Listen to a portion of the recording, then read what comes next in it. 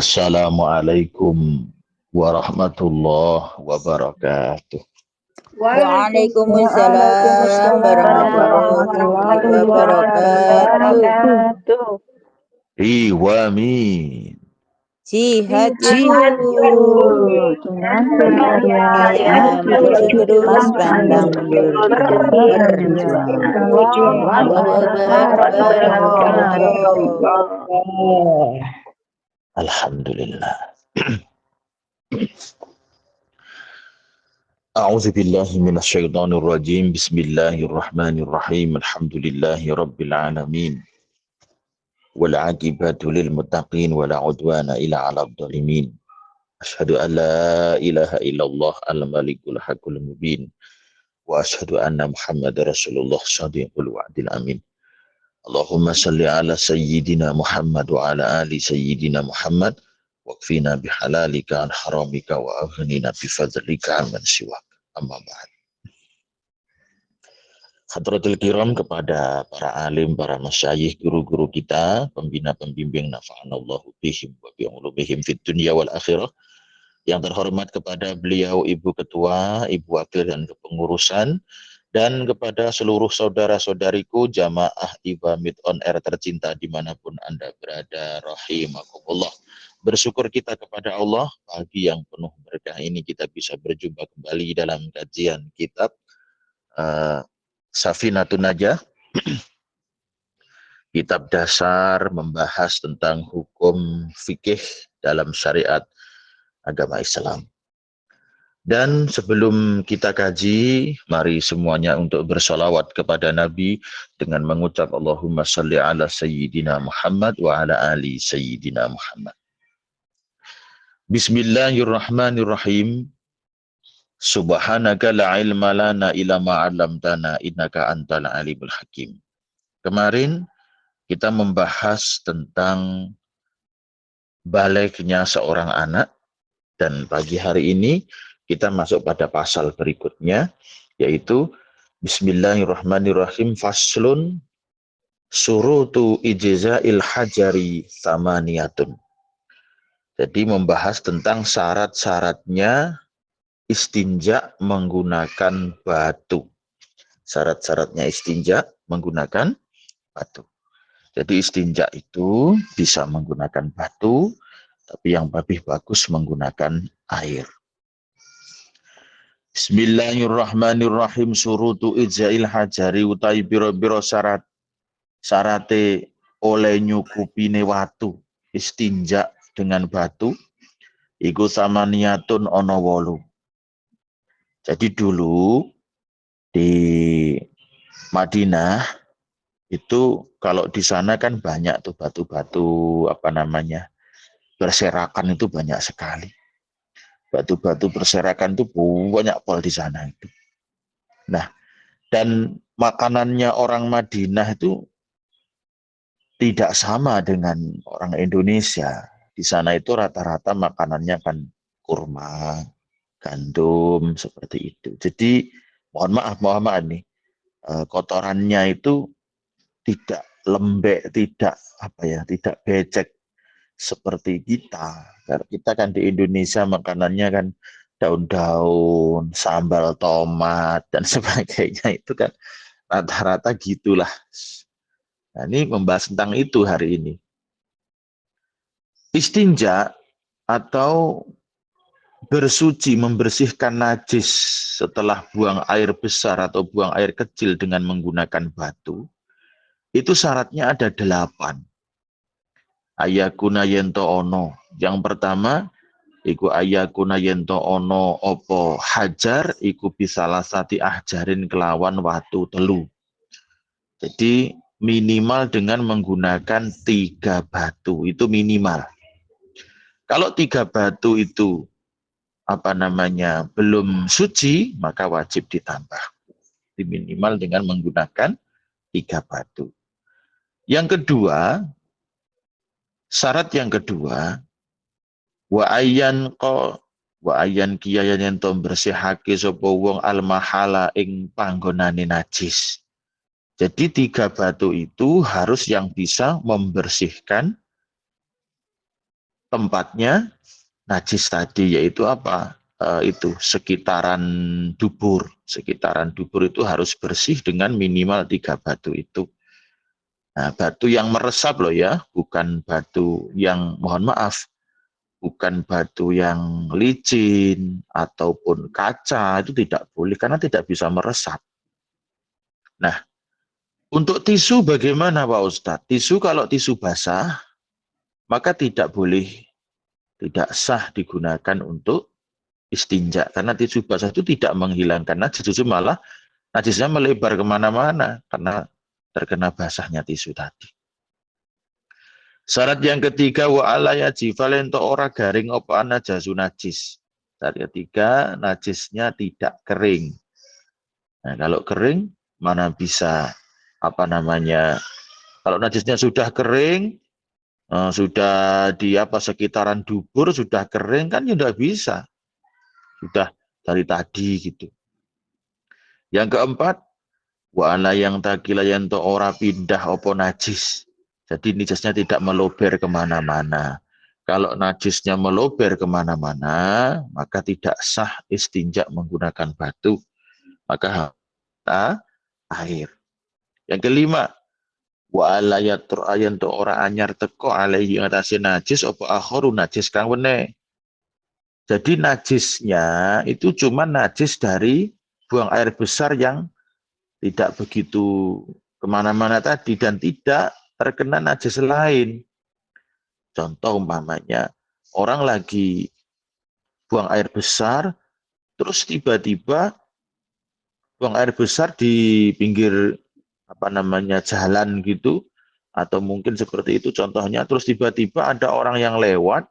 Nah, yang lewat tadi ada genangan air yang najis di situ, mengenailah orangnya tadi, maka adanya najis yang lain selain dari uh, dari buang air besar tadi.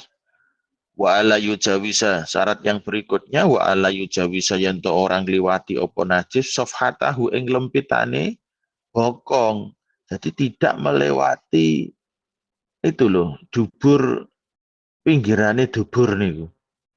Ya, pinggirannya dubur niku kan ada kayak lempit-lempitan gitu kan. Nah, tidak melewati itu. Kalau melober kemana-mana sampai bokong sampai gini, nah itu juga tidak bisa istinja dengan batu. Yang berikutnya, wa ala yusibahu layanto ora ngenani ing najis apa makun banyu. Jadi najisnya tidak terkena air.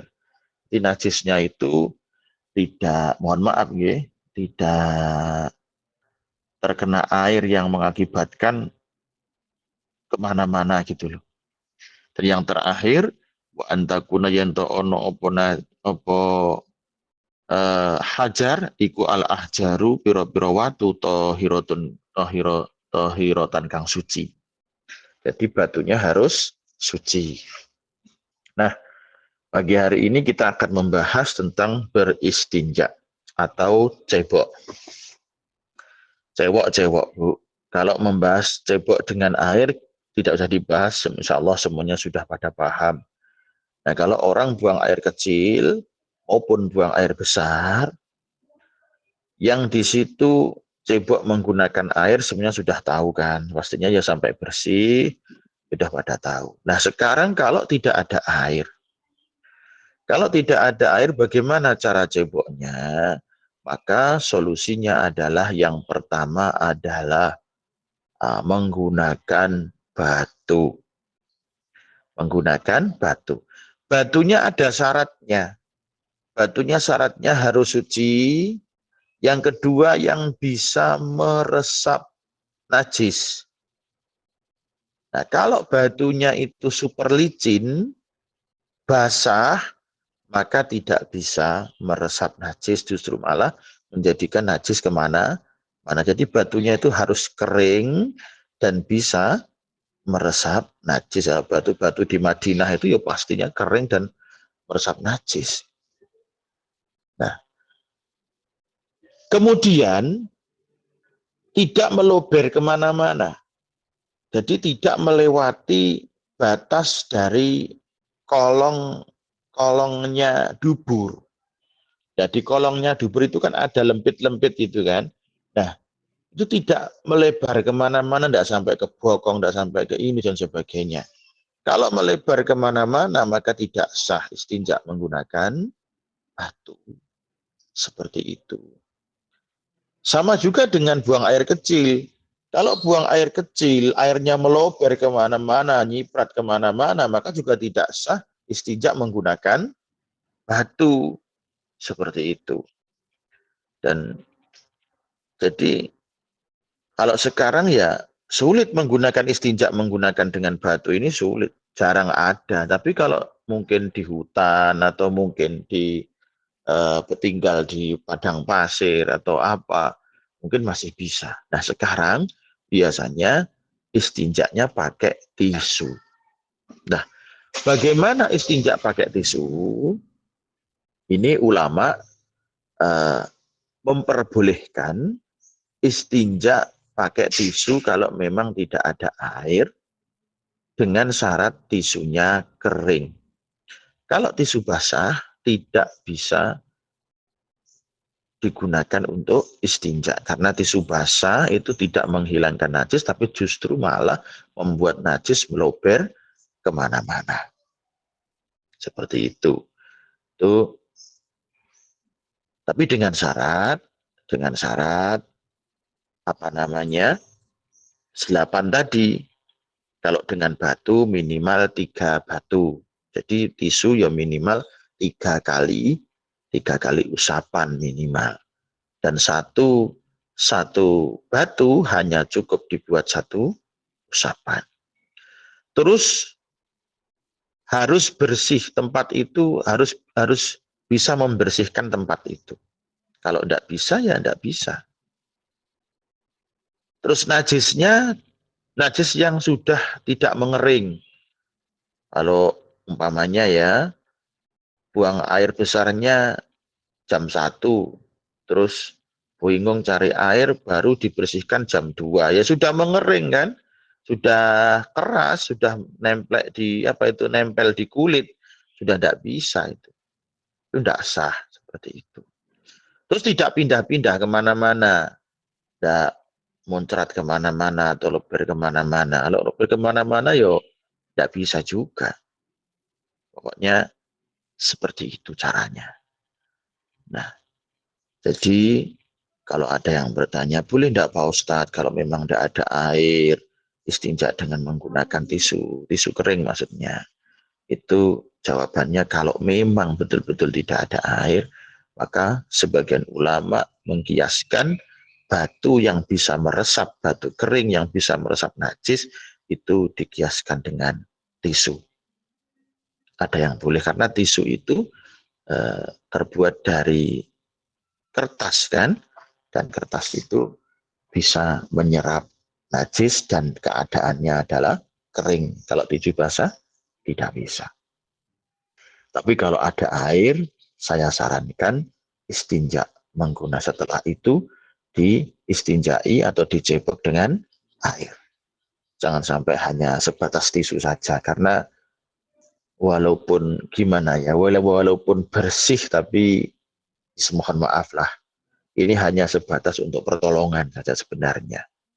Sebatas untuk pertolongan, tapi kebersihan pasti dengan menggunakan air. Saudara-saudariku, jamaah Iwamid on Air yang selalu mendapatkan hidayah dan berkah dari Allah Subhanahu wa Ta'ala. Istinja atau membersihkan najis biasanya dengan setelah buang air kecil maupun buang air besar. Nah ini saya sarankan bagi bapak-bapak, mas-mas, adik-adik laki-laki, kalau buang air kecil, tolong jangan langsung diistinjai. Dehem-dehem dulu, seperti itu. Kenapa? Maupun ibu-ibu juga sama, mbak-mbak juga sama. Jadi kalau buang air kecil, sebelum diistinjai, sebelum cebok, itu dehem-dehem dulu. Kenapa? Karena biasanya sok-sok atau terkadang itu selesai cebok, tidak terasa air kencingnya itu keluar sendiri. 1 tetes atau 2 tetes gitu. Nah, itu bisa bersih dengan cara dehem-dehem dulu. Seperti itu. Itu biasanya keluar 1 tetes, 2 tetes. Nah, itu bagi laki-laki dan perempuan. Khusus bagi laki-laki ditambah lagi. Apa ditambahnya? Di jarene wong Jawa dipelirit. Ini penting ini. Ini pembahasan penting, bukan pembahasan tabu, bukan pembahasan yang memalukan, bukan. Ini memang penting. Ini bahasannya tentang nanti sholat ujung-ujungnya. Nanti pembahasan ini ujung-ujungnya tentang disahkannya sholat atau tidak.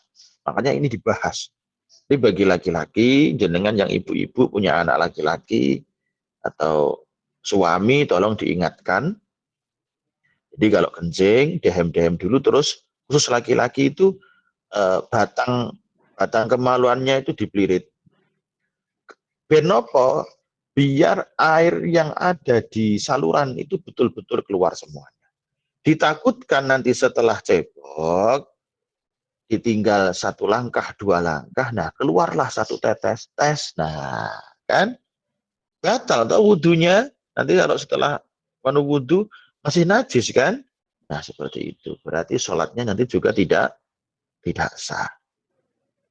Kemudian yang berhubungan dengan cebok itu sebisa mungkin kalau buang air kecil, buang air besar, pilihlah tempat yang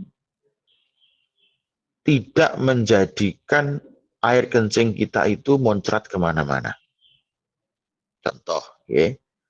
Saya kasih contoh yang muncrat. Contohnya Anda kencing di atas batu, namanya. Anda duduk atau jongkok di atas batu, kencing. Nah itu kan air kencingnya kemana-mana. Kalau mengenai batu itu. Muncrat kemana-mana gitu. Nah, atau Anda kencing langsung di lantai keramik. Nah itu kan nyiprat kemana-mana kan airnya. Nah, itu air kencingnya itu loh. Cari, pokoknya usahakan tidak muncrat kemana-mana biar nanti ceboknya mudah. Tapi apakah kalau tempatnya di toiletnya seperti itu gimana Pak Ustadz? Ya terpaksa, maka membersihkannya harus mulai dari tempatnya buang air, mulai dari kemaluan, ya sampai kaki ke bawah semuanya harus dibersihkan. Jadi harus dikerujuk kabeh kalau memang kecipratan dan sebagainya. Makanya sering saya ingatkan pada bapak-bapak, kalau Anda cuman yang dibersihkan cuma kemaluannya, pastikan air kencingmu tidak nyiprat ke bagian tubuh, ke kaki atau ke telapak kaki. Biasanya itu, walaupun kita kencingnya jongkok, kalau yang kita kencingi itu bukan pasir, kalau yang kita kencingi itu bukan lubang, itu biasanya air kencingnya nyiprat ke 2 kaki. Makanya saya sarankan bapak-bapak, mas-mas, kalau Anda kencing, tolong ya, tolong celananya dilingkis. Nanti kalau pontoh ada 1, 2, 3, 4 percikan dari air kencing itu tidak mengenai pakaian, tapi mengenai kaki. Kalau mengenai kaki kan tinggal dibasuh, selesai. Tapi kalau mengenai pakaian, nanti terus Anda sholat dengan itu, kan tidak sah nanti sholatnya. Seperti itu. Dan itu bagi laki-laki. Bagi ibu-ibu juga sama. Ibu-ibu yang pakai celana mungkin, kalau kencing, tolong dikondisikan. Apalagi kalau kencingnya di tempat yang keras, wos. Apalagi kencingnya kayak shower, walah, teko ngendi-ngendi malah, nyiprat teko ngendi. Makanya yang paling bagus, sempurna, orang itu kalau kencing maupun buang air besar, seluruh pakaian yang bawah, celana atau apa, itu dicopot dulu, ditanggalkan, setelah itu nanti dibersihkan sebersih-bersihnya. Tapi juga tidak harus keterlaluan, juga tidak. Islam tidak mengajarkan keterlaluan, tapi juga tidak mengajarkan gelonoh alias gelandor. Jangan.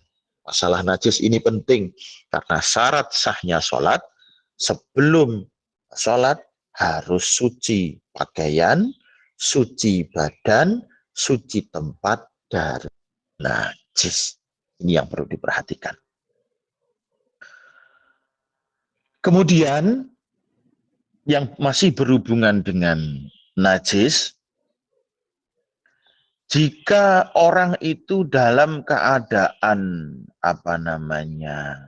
beser, paham beser ya? Beser itu udah kencing, nanti tiba-tiba keluar lagi, kencing tiba-tiba keluar lagi.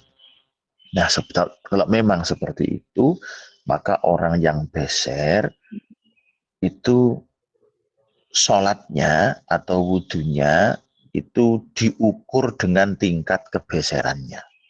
Contohnya begini maksudnya. Umpamanya ada orang itu kena penyakit beser. Penyakit yang kencingnya keluar sendiri dulu.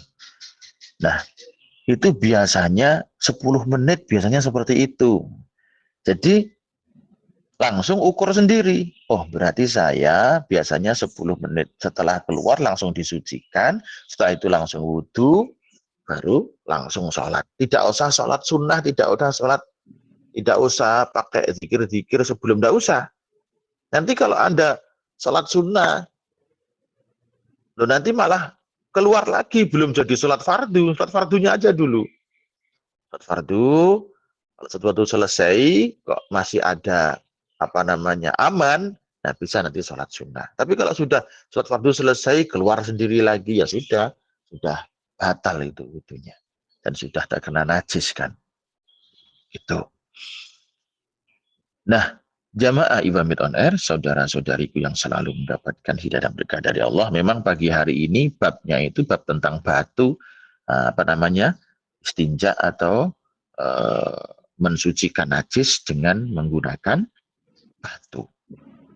Dan dikiaskan dengan batu, ulama sekarang mengkiaskan dengan tisu kering maksudnya, bukan tisu basah. Kalau tisu basah tidak sah digunakan untuk istinja atau mensucikan najis, karena tisu basah itu tidak menyerap najis, tapi justru malah melebarkan najis kemana-mana. Terlihat bersih, tapi tidak suci. Karena bersih dan suci itu beda. Bersih belum tentu suci, suci pun belum tentu bersih. Kemarin sudah kita bahas kan, pakaian yang kotor terkena tanah itu tidak bersih, tapi suci. Pakaian yang terkena air kencing, yang terkena air kencing, itu kelihatan bersih, tapi tidak suci. Seperti itu.